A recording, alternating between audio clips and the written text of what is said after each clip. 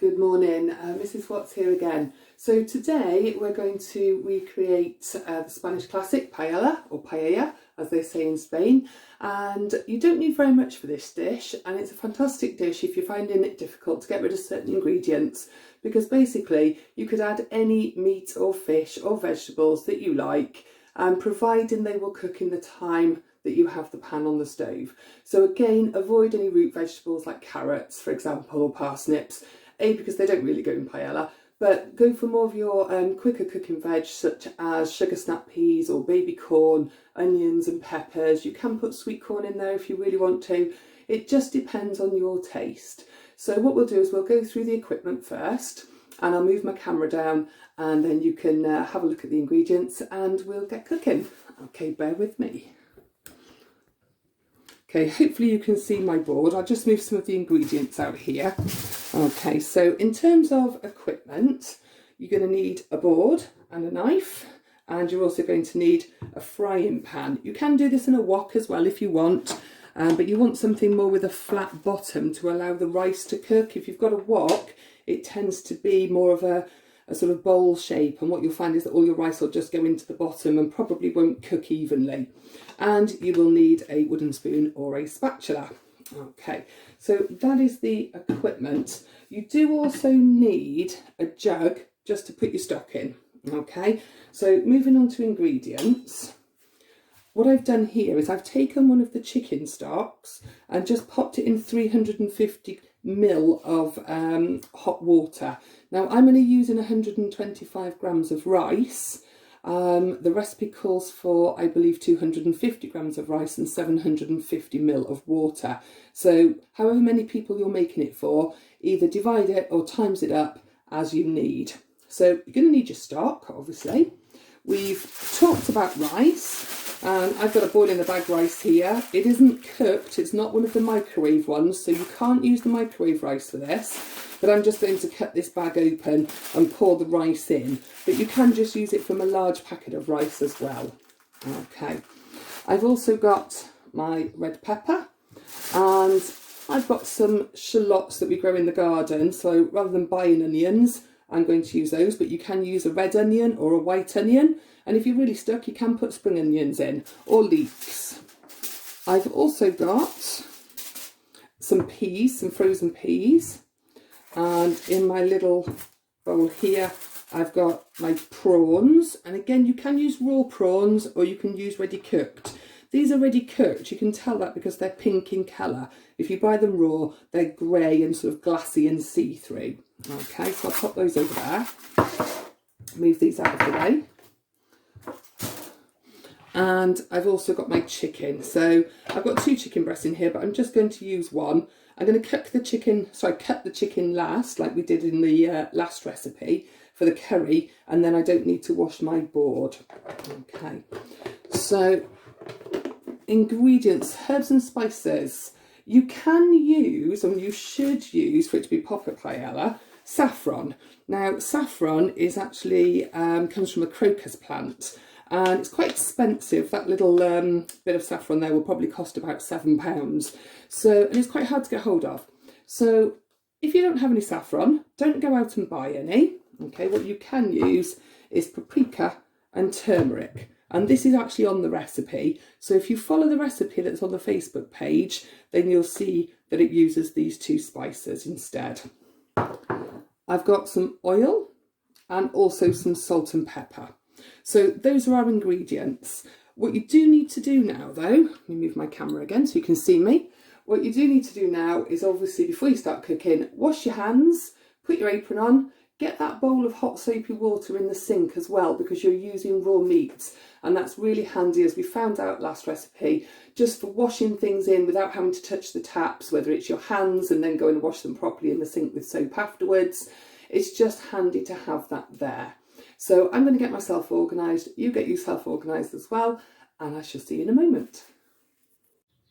Okay, so hopefully you're all ready to cook. As always, please ask permission to cook in your kitchen at home. Make sure there's an adult present. Okay, don't try and cook this on your own at home. just make sure that you have got somebody there, just in case you do anything wrong or you burn yourself, then you have actually got some adult supervision as well. Okay, I always forget an ingredient or a piece of equipment in the video, and I realised I forgot to tell you, you also need a garlic clove. And we looked at what a bulb of garlic was last time and what a clove was. So this little piece is the clove, the bulb is the whole piece of garlic, which has about 10 to 20 of those, depending on how big it is. Okay, so I'm going to move the camera down and we'll start the preparation. So we're going to chop things first. Okay, so you should be able to see that now. So again, we're using that bridge hold or the claw hold to hold our vegetables. So I'm going to do the pepper first. Now you can chop around this, but obviously it's quite hard because there's no flat edge. If you actually just press the centre here and then tear it apart, you will be able to take those pips out. And I'm just going to pop them into a bowl because we don't want the seeds in here. If you've got one or two and it doesn't really do you any harm, but we don't really want them in there. Okay, and then with my knife, I'm going to use that claw hold and I'm just going to hold it steady and I'm going to just cut across. Mind that finger on the knife, okay, take a good grip of your knife. And you can have slices of peppers in your paella if you want, or you can have it smaller. So group them together with that claw hold and cut them. Okay, I've got quite a small pepper here. And what you have to do is if you're cooking for one person like I am today, then you might not want to put all of the pepper in there, especially if it's a larger one. If you're cooking for 2 or 3 people, you would obviously need more of each ingredient. Okay, so that's how a pepper diced up and chopped nicely. Going to do one of the shallots. So I've washed these and I've washed the pepper as well. You should always wash your vegetables before you use them. And I've trimmed them, so I've taken off any ends. I'm just going to peel off that outer layer of skin. Okay, and that bit there. And then I'm going to chop this up. So I actually want to make this quite fine. So I'm going to cut it in half first. And with this bit, I'm just going to chop. And the onions and peppers are going in the pan together, so you can keep them on your board. Okay. And then this one, I'm going to use the bridge hold and cut it across. Now, if you're struggling with how to chop an onion, if you watched the curry video last week, the Royal Navy curry, I did demonstrate how to chop that onion. So just refer back to that video if you want. So I've got my onion there as well. Okay. I'm also going to need my garlic, but I want to keep my garlic separate. Now, we did chop garlic last week. So let me turn my board around and you can see it a bit better. I'm going to cut that flat side off, okay, and then take the peel off. So that should come away quite easily. If it doesn't, just cut your garlic clove in half, okay. And I'm going to keep this garlic quite chunky, so using that bridge hold, I'm just going to chop it like this. Okay, you can chop it finer if you prefer, and chop it that way as well. Okay, right, just go and grab a little bowl and I'm going to pop these in.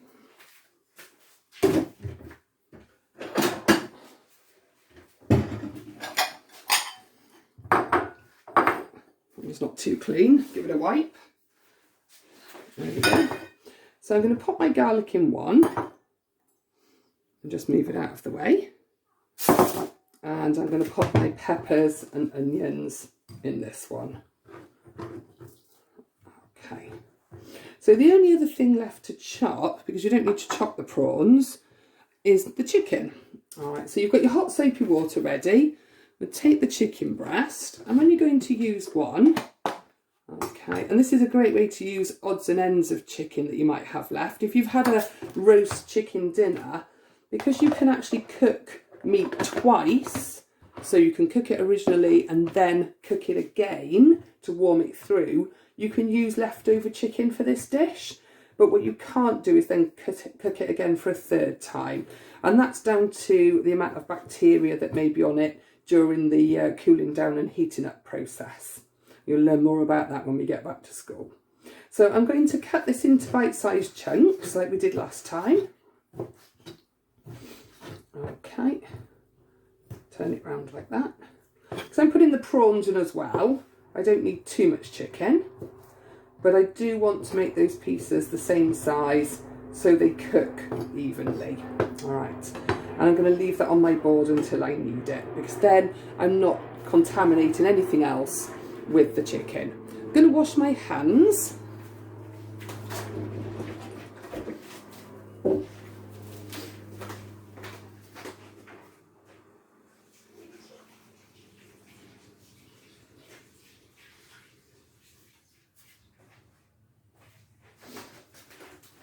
Okay, nice and clean before I touch my camera again.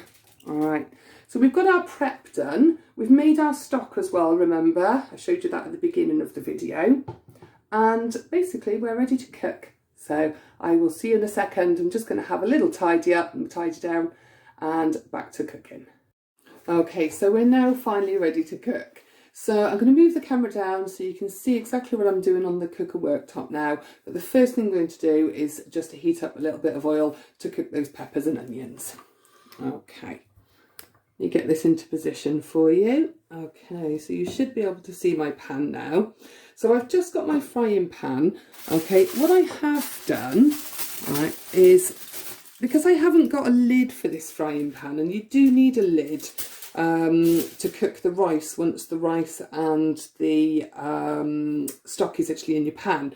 So what I've done is I've just got a bit of silver foil, and I've just created myself a little lid, making sure that it doesn't touch the hob below. Okay, just like that.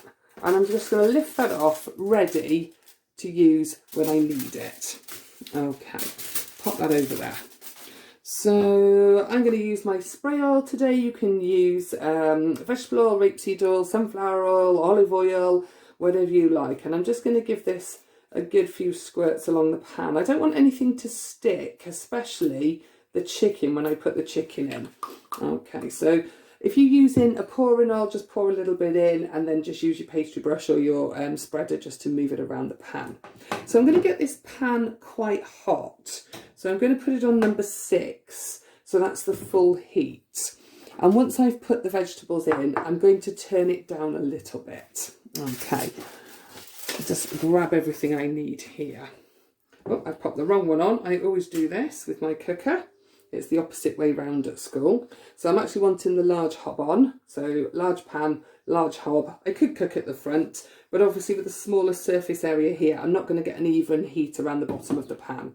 So I'm going to let that just warm up, and it will take just a couple of, about a minute or so just to warm up.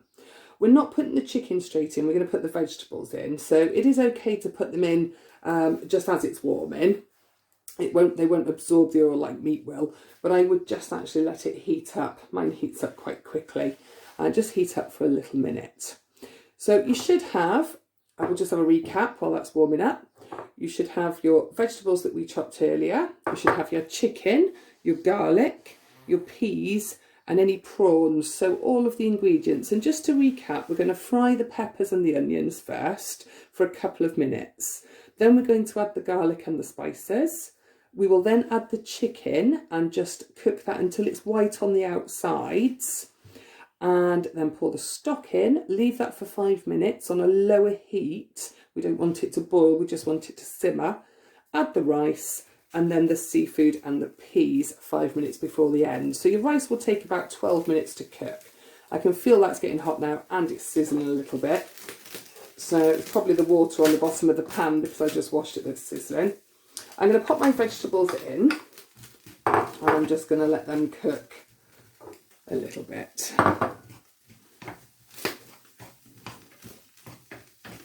Okay. So stir them around like you would a stir fry. Okay, and this will help them cook more evenly. You can separate your onion pieces if you want. Okay. Now your paprika and your turmeric, however much you put in will depend very much on your tastes. So, and also how many people you're cooking it for. So I'm just going to get a teaspoon of each.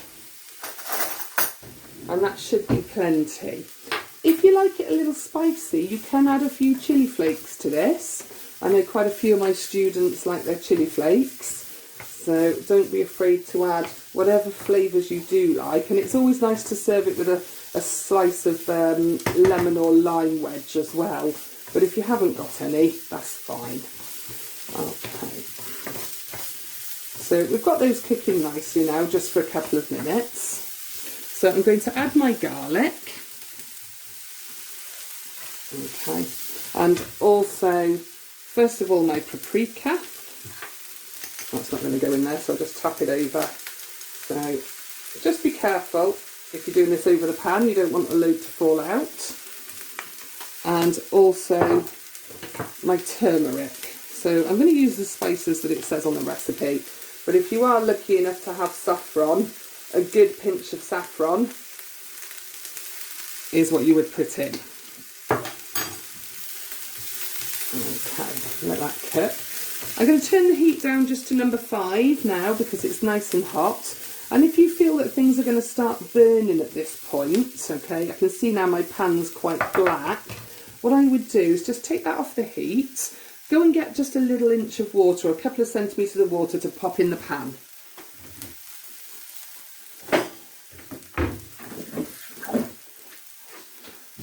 So just pop a little bit of water in the pan. The steam will help cook the vegetables as well. Okay, and it will just stop everything from sticking. And you can see you've got that lovely sauce starting to come through now. Right, so in goes the chicken. Just grab that. Okay, I'm going to wash my hands before I touch my spatula.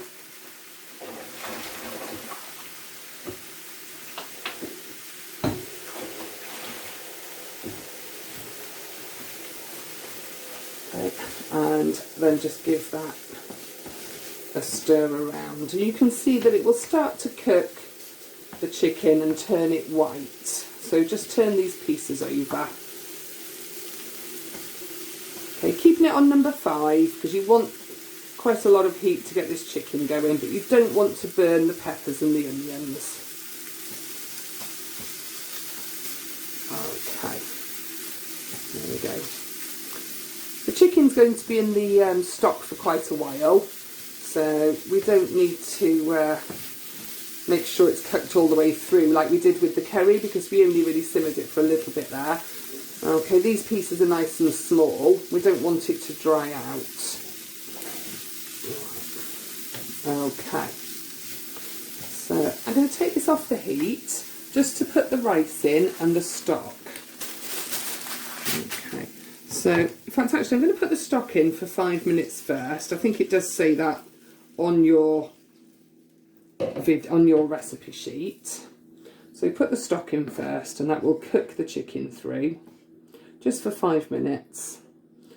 Okay, you can pop it up on high if you want. I made my stock a little while ago, so it has cooled down now. So I need to get that hotter. And it might look like you've got quite a lot of liquid in this at the moment. That will evaporate. We're going to cook this for 5 minutes. So once you get it bubbling, turn it down and just let it simmer. So I'll show you what the pan should look like, and then you can pause the video and I will pause it too, and then I'll join you once the next stage is ready. But we'll just let this heat up. You can see now on the surface of the liquid, you'll see movement. And that's called a simmer, when it's just gently moving here. So we're going to actually just bring it up to the boil first to get it nice and hot. And the boil is a more vigorous movement on that liquid. Okay, so you'll see that in just a moment. And it may start to splash, so just stand back a little bit. If it does, just turn it right down to your medium heat. Okay, if you've got a gas hob and you're lucky enough to have a gas hob, this will happen much quicker. The electric hobs tend to take a little while. Okay. Now, dependent on when you've made your stock, you may have just made it with some boiling water, so it might be nice and hot, but I made mine before we started demonstrating the video, so it has cooled down, as I say.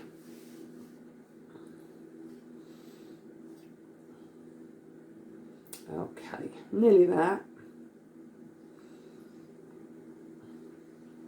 So you can see now, I don't know if you can see on that video, you probably can, there's a lot of movement in the top of that.